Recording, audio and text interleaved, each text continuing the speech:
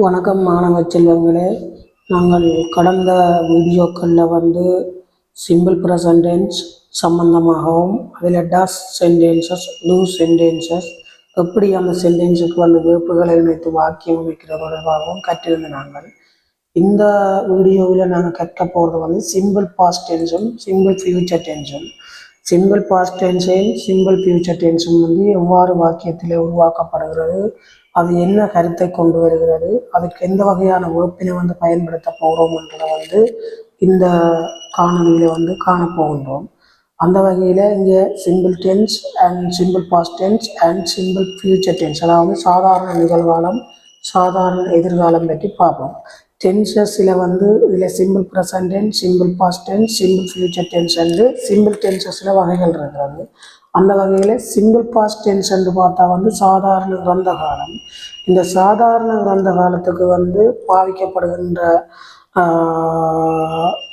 Verbs helping verb டிட்டாக இருக்கும். இந்த did என்னென்னா நேரடி வாக்கியத்தில் மறைந்திருக்கும்.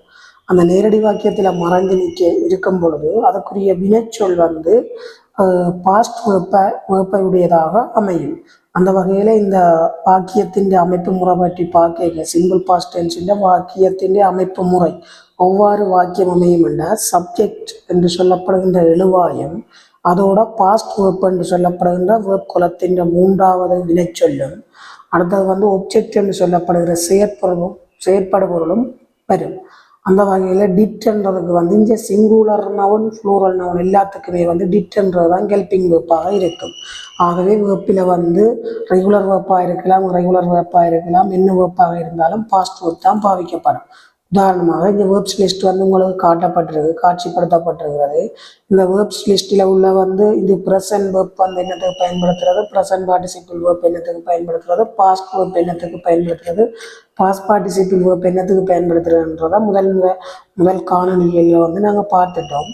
அந்த வகையில் இதில் நாங்கள் இந்த சிம்பிள் பாஸ்ட் டென்ஸுக்கு பயன்படுத்த போகிற வேர்ப் லிஸ்ட் பாஸ்ட் வேர்ப்பை பயன்படுத்த போகிறோம். அதாவது வேர்ப் குலத்தின் மூன்றாவது குலத்தை நாங்கள் பாவிக்க போகிறோம். இது முதலாவது குலம் ப்ரெசன்ட் வேர்ப், ப்ரெசன்ட் பார்ட்டிசிபிள் ரெண்டாவது வேர்ப், பாஸ்ட் வேர்ப் பாஸ்ட் வேர்ப்ன்றது மூன்றாவது வேர்ப். இந்த மூன்றாவது வேர்ப்பை தான் நாங்கள் என்ன செய்ய போகிறோம், வேர்ப் குலத்தை தான் இந்த டென்ஸுக்கு நாங்கள் பாவிக்க போகிறோம். சிம்பிள் பாஸ்ட் டென்ஸ் சாதாரண நிகழ்காலத்துக்கு. அந்த வகையில் சிம்பிள் பாஸ்ட் டென்ஸின் ஸ்ட்ரக்சர்னு பார்க்க இதில் சென்டென்ஸ் அமைப்பு முறை நான் உங்களை போட்டு காட்டியிருக்கேன். சப்ஜெக்டோட பாஸ்ட் வேர்ப்போட அடுத்தது பாஸ்ட் வேர்ப்பின் மூன்றாவது குலம் பாஸ்ட் வேர்ப், அதில் மூன்றாவது குலம் அந்த குலத்தையும் அதோட ஒப்ஜெக்ட் வசனமும் வரும். டிட்ன்ற ஹெல்பிங் வேர்ப்பாக இருக்கும், அது வாக்கியத்தில் மறைந்திருக்கும். அந்த வகையில் இந்த டிட்ன்றது எப்படி வருகுதுன்றதை பார்ப்போம். இந்த டிட்ன்றது நேரடி வாக்கியத்தில் மறைந்திருக்கு.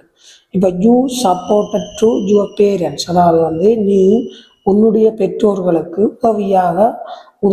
உதவியாக இருப்பாய், உதவி செய்வாய் என்றதான் அர்த்தம். அதாவது உதவி செய்தாய், நீ உன்னுடைய பெற்றோர்களுக்கு உதவி செய்தாய். சப்போர்ட்டட்னா என்ன, உதவி சப்போர்ட்டட்னா ஒரு ஹெல்ப்பாக இருக்கிறது, ஒரு துணையாக இருக்கிறது. அப்போ உங்களோட பேரண்ட்ஸுக்கு நீங்கள் ஒரு உதவியாக, ஒரு சப்போர்ட்டட்டாக உதவியாக இருந்தீர்கள் என்றுதான் இந்த வாக்கியம் வரும். அப்போ இங்கே டிட்ன்றது நேரடி வாக்கியத்தில் மறைஞ்சிருக்கு. யூ சப்போர்ட்டட், இந்த ஈடி என்ற இந்த வினைச்சொல் ஈடி என்ற இது சப்போர்ட் என்ற இதுக்கு ஈடி சேர்ப்போம். ஈடி என்ற வேர்ப் சேர்ப்போம். ஏன்னா இது ரெகுலர் வேர்ப்.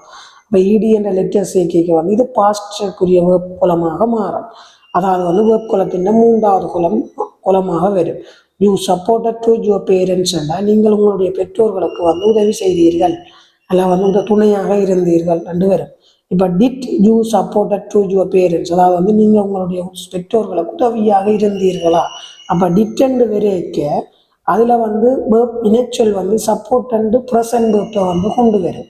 அதுக்கு ஈடி சேர்வடான அதை வடிவாக நிற்க வேணும். ஆகவே டிட் வரைக்கே அதுக்குரிய இறந்த காலத்துக்குரிய வேர்ப் ஸ்டெம்முக்குரிய இதெல்லாம் இதில் வந்துடும். அப்போ டிட்ன்றது வந்தாலே உங்களுக்கு தெரியும், இஞ்சால வார எழுவாய் கங்கால வாரது ப்ரெசன்ட் வேர்ப்பாக இருக்கும். அப்போ did you support to your parents என்றால் நீங்கள் உங்களோட பெற்றோர்களுக்கு உதவி செய்தீர்களா, இல்லை துணையாக இருந்தீர்களா.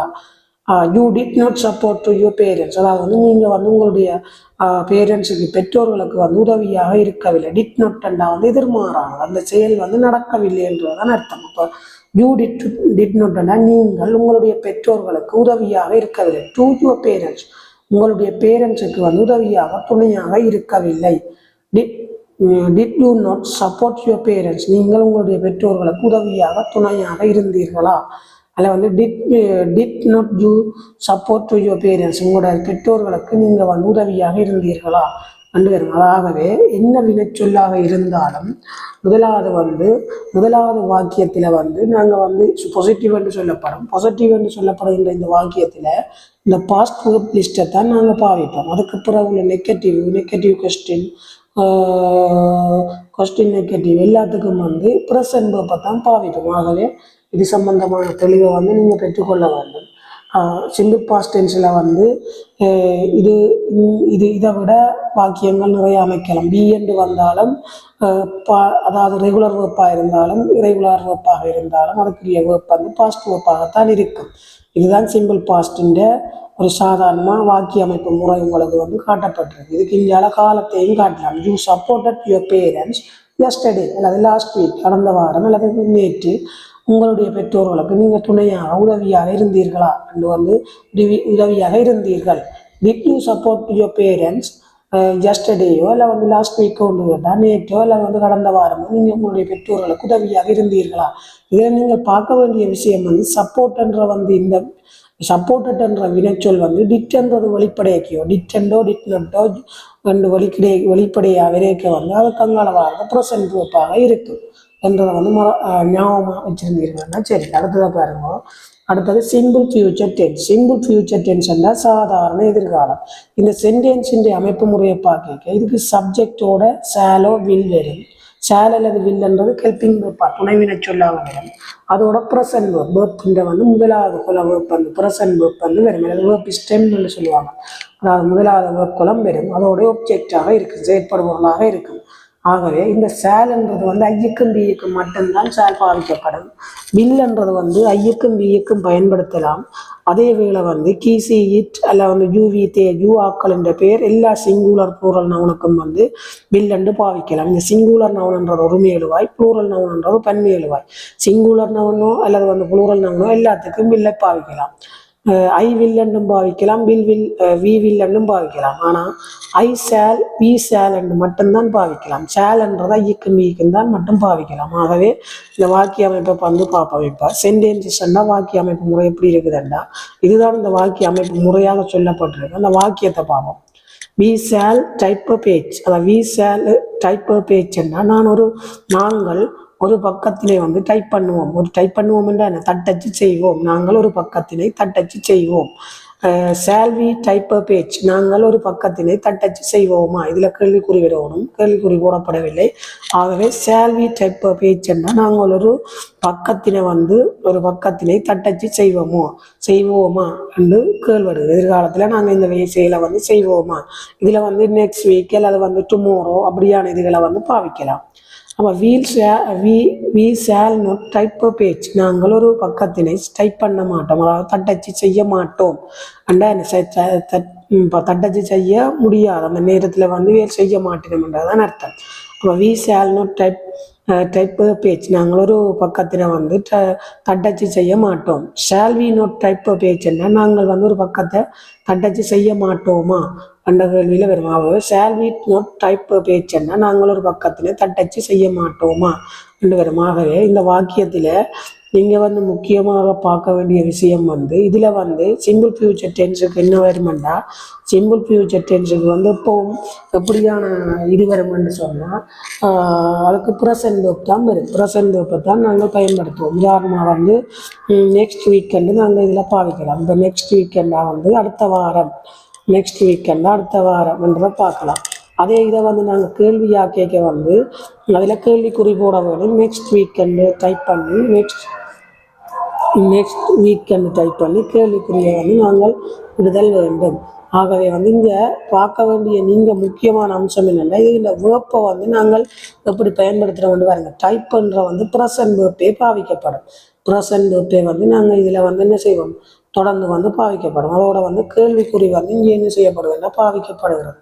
மாணவர்கள் அப்போ வந்து சிம்பிள் ப்ரெசன்ட் டென்ஸில் டூ டஸ் சென்டென்ஸ் அமைப்பு முறை, மற்ற வந்து டிட்டில் வந்து சிம்பிள் பாஸ்ட் டென்ஸில் வாக்கிய அமைப்பு முறை, அடுத்தது வந்து சிம்பிள் பாஸ்ட் ராதிடம் சிம்பிள் ஃபியூச்சரில் வந்து வில் ஷேலை வச்சு வாக்கியம் அமைக்கிற எப்படி என்றெல்லாம் நாங்கள் கற்றுருக்கிறோம். இனி வரும் கால வீடியோக்களில் நாங்கள் வந்து படிக்க போகிறது வந்து என்னத்தை படிக்க போகிறோம்னா வந்து இந்த சிம்பிள் ப்ரெசன்டென்ஸை அடிப்படையாக கொண்டு வர கேள்விகள் பாஸ் பேப்பரில் வந்து எவ்வாறான வினாக்கள் அமையப்படும்ன்றதை வந்து நாங்கள் பார்க்க வேண்டிய தேவை இருக்குது. ஆகவே நாங்கள் அது சம்பந்தமான வீடியோக்களை வந்து அடுத்தடுத்த வீடியோக்களில் வந்து நாங்கள் உங்களுக்கு போட்டுக்கொள்ளுவேன். ஆகவே நீங்கள் வந்து தெளிவடைந்து இந்த இதுகள் உங்களுக்கு பரீட்சைக்கு தயாராக வேண்டிய தேவை இருக்குது. சிம்பிள் டென்ஸை அடிப்படையாக கொண்டு பார்ட் 1ல் இங்கிலீஷில் வந்து வார 2வது கேள்வி வந்து சிம்பிள் டென்ஸை அடிப்படையாக கொண்டும் வேர்ட்டை வந்து அடிப்படையாக கொண்டும் வரும்.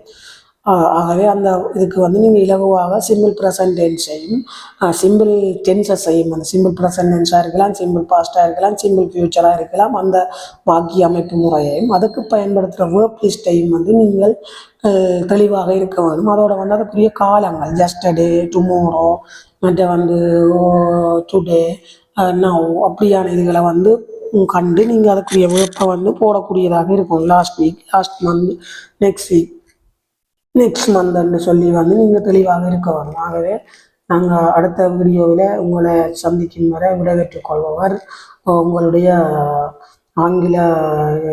ஆங்கிலத்துக்கு வழிகாட்டியாக இருக்கிற நான். சரிதானே? நன்றி, வணக்கம்.